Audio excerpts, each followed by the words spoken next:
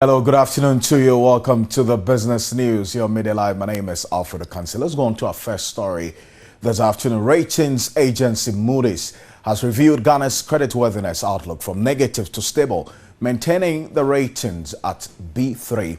According to the rating agency, the key drivers for the review is Ghana's significant fiscal deficit reduction and institutional reform implementation over the past year under the umbrella of the three-year IMF program which started April 2015.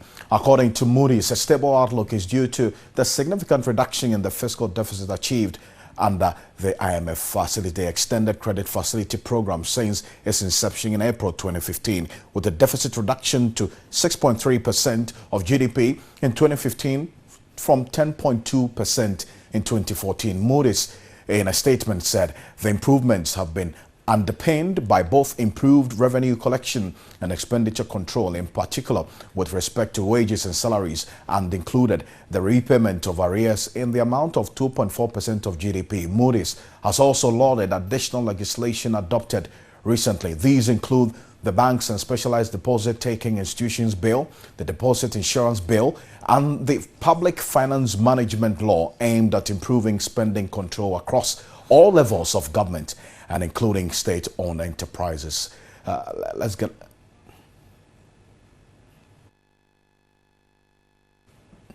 Executive Director of the Africa Center for Energy Policy, Dr. Mohamed Amin Adam, says the failure by governments to manage the effects of oil price volatility and long-term periods of lower prices could seriously hinder development efforts. He made the observation at the second Africa Oil Governance Summit here in Accra. Dr. Amin Adam stated that the coincidence between the current oil prices and the launch of the Sustainable Development Goals is a wake-up call for the country to prepare for both oil boom and bust.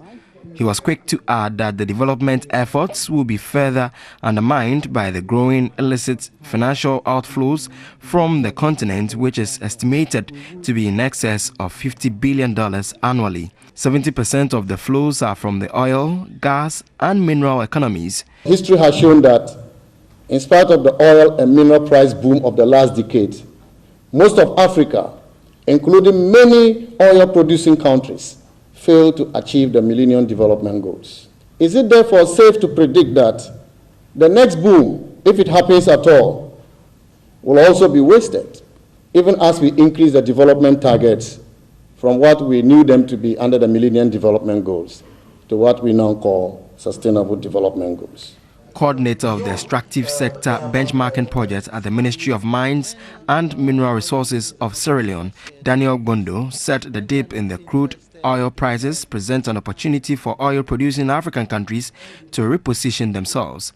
When they are not interested in expanding their production, to sit back as a country to look at where have we gone wrong in the past when the prices were high, but we still did not see the benefit. Look, there is the paradox of plenty, yeah? That you have oil wealth, but yet people are poor. Why is that? It does not necessarily mean because you are making more money from the oil sector, things are going to be better in your country. There are lots of governance issues that have to be taken care of. Nchimuna Ndolo is of the view that investors have lost appetite for investing in the oil and gas sector due to the low crude prices. The costs for exploration and development remain high, while the returns are significantly lower. And what you see is a lot of companies have reduced their capital expenditures in the exploration and development of oil production. The impact varies depending on whether you're dealing with emerging markets within the sector or more established markets. Tomato farmers at Tuba near Kokrobite in the Gas South municipality are lamenting over huge losses due to lack of ready market. Tomatoes from more than 162 hectares of farms are rotten. Here's a report by Stanley Nibleu. The over 162-hectare Tuba irrigation farm project began during the Achampon regime. Sustenance by successive governments have contributed significantly to the nation's food security. more than 500 farm hands have been offered employment by assisting in various agronomic practices. However, the vast hectares of crops cultivated is going bad due to lack of ready market. Because the tomatoes are getting rotten, we don't get money to pay our workers. The workers cannot offer their services for free. Traders who visit the farms offer no prices. The farmers want a tomato processing factory established. We produce about 500,000 tons of tomatoes here, and the buyers at times come, and most at times they don't come. So tomatoes are rotten. We are appealing to the government to give us a processing factory so that we can feed the factory, and then the buyers who can also get some to buy. Their plight is compounded by pest infestation. The farmers claim they spend a substantial amount of proceeds on agrochemicals and bills incurred from power used for irrigation. Every month we pay about 35,000 Ghana cedis for just electricity bill.